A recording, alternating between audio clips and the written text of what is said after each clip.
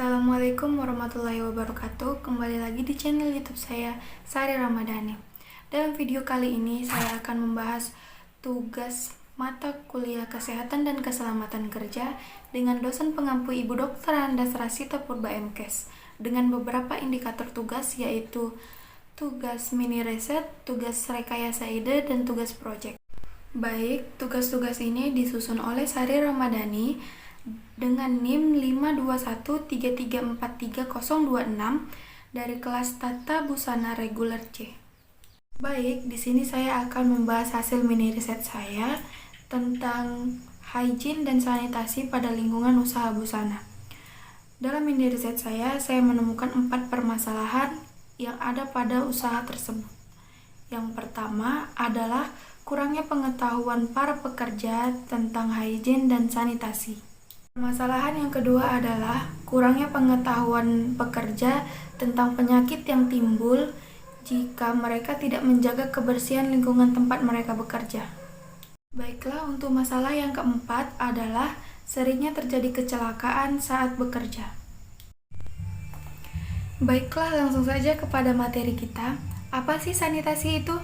Sanitasi adalah salah satu komponen dari kesehatan lingkungan, yaitu perilaku yang disengaja untuk membudidayakan hidup bersih, untuk mencegah manusia bersentuhan langsung dengan kotoran dan bahan buangan lainnya, dengan harapannya dapat menjaga dan meningkatkan kesehatan masyarakat.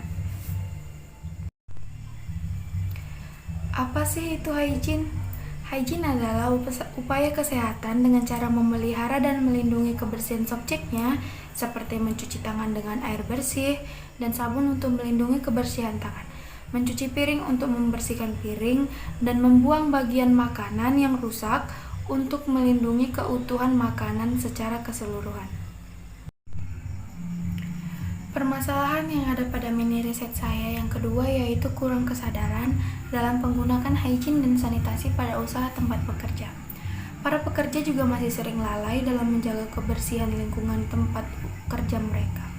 Tidak dapat dipungkiri bahwa banyak sekali bahaya pada tempat usaha busana ketika kita tidak menerapkan kebersihan, seperti tertusuk jarum, terpapar bahan kimia, kebakaran, tersengat arus listrik, bahkan sampai jari yang tergencet di mesin kancing, dan bahkan mesin-mesin lainnya.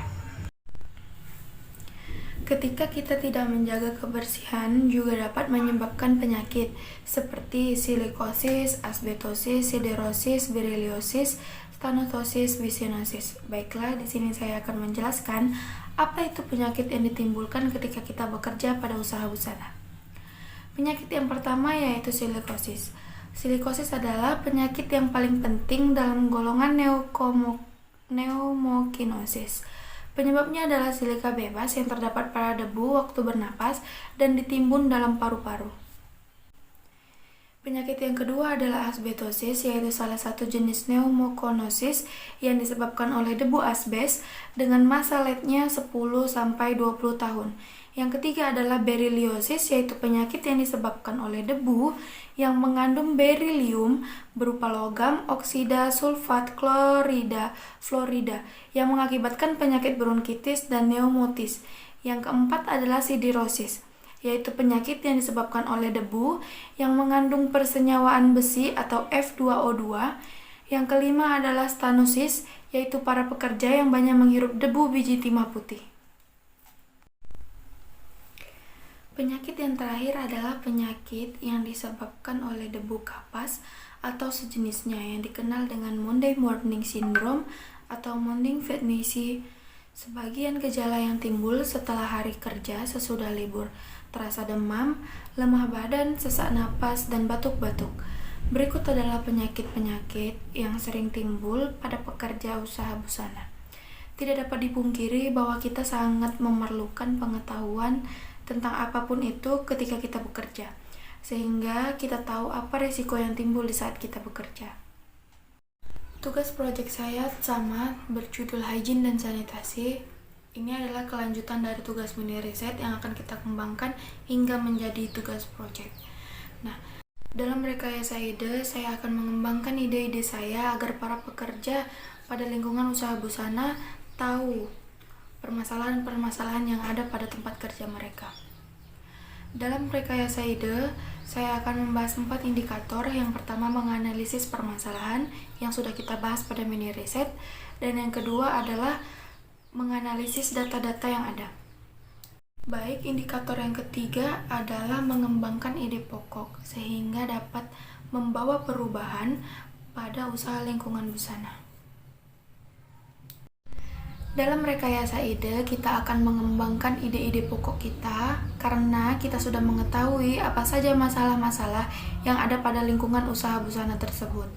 Nah, ketika saya mensurvei pada mini riset awal pada tugas saya mini riset di usaha tersebut, ada beberapa pertanyaan yang saya paparkan kepada narasumber saya, yaitu para pekerja usaha tersebut. Yang pertama yaitu, apakah para pekerja sering memakai masker? Mereka semua menjawab tidak. Kami tidak pernah memakai masker sama sekali. Bahkan memang jarang sekali, walaupun sebelum zamannya COVID-19. Nah, mereka berkata jarang sekali mereka menggunakan masker karena terlalu sesak bagi mereka, karena mereka belum terbiasa menggunakan masker. Akan tetapi, padahal masker itu adalah bahan utama ketika untuk melindungi diri kita dari bahaya debu dan yang lainnya, apalagi kita bekerja pada industri busana. Banyak sekali potongan-potongan kain, serbuk-serbuk yang pada kain, debu-debu yang masuk yang kita hirup dan dapat menyebabkan penyakit-penyakit yang ada di dalam paru-paru kita. Itu akan merugikan diri kita sendiri. Nah, pertanyaan yang kedua adalah, apakah di dalam usaha tersebut kalian memiliki kotak P3K? Jawaban mereka tidak. Mereka tidak memiliki satupun kotak P3K, walaupun hanya sebotol betadine juga mereka tidak ada di dalam usaha tersebut. Nah, jadi di dalam sosialisasi tersebut saya jelaskan bahwasanya kotak P3K itu adalah hal yang paling penting jika kita berada di tempat kerja.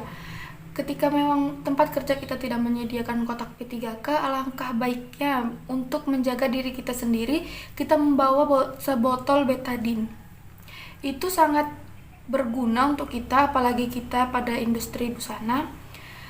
Ketika kita terkena jarum, ketika kita tertusuk jarum, tergores, atau sebagainya, betadine adalah pertolongan pertama yang dapat kita gunakan sebagai alat. Pertanyaan yang keempat adalah, apakah pencahayaan di ruang bekerja tersebut mencukupi? Nah, jawaban mereka semua mencukupi karena memang situasi lokasi usaha tersebut luas dan bangunannya setengah terbuka. Nah,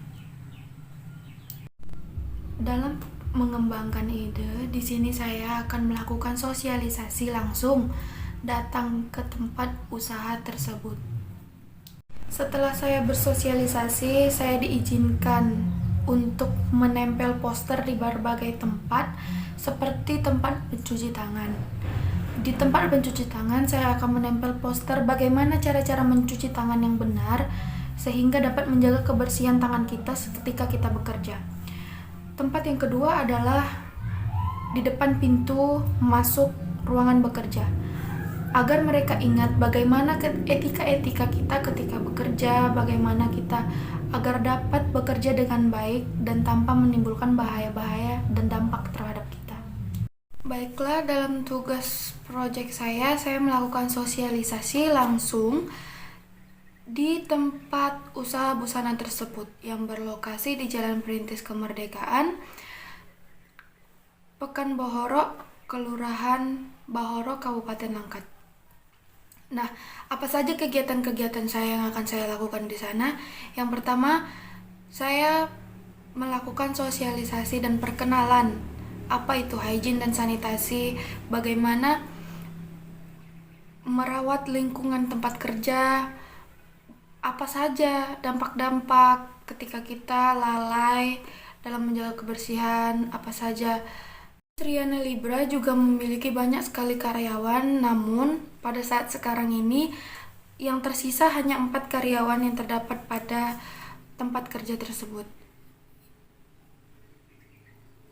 Nah, untuk poster yang tentang mencuci tangan, di sini saya letakkan poster tersebut tepat pada tempat pencucian tangan pada usaha busana tersebut, pada tempat kerja tersebut.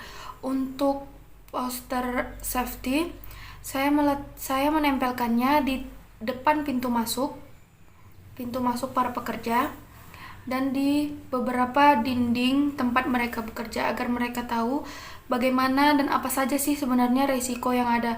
Mereka bisa menganalisis apa saja resiko ketika mereka bekerja, bahaya-bahayanya, dampaknya, dan apa juga keuntungan mereka ketika mereka bekerja.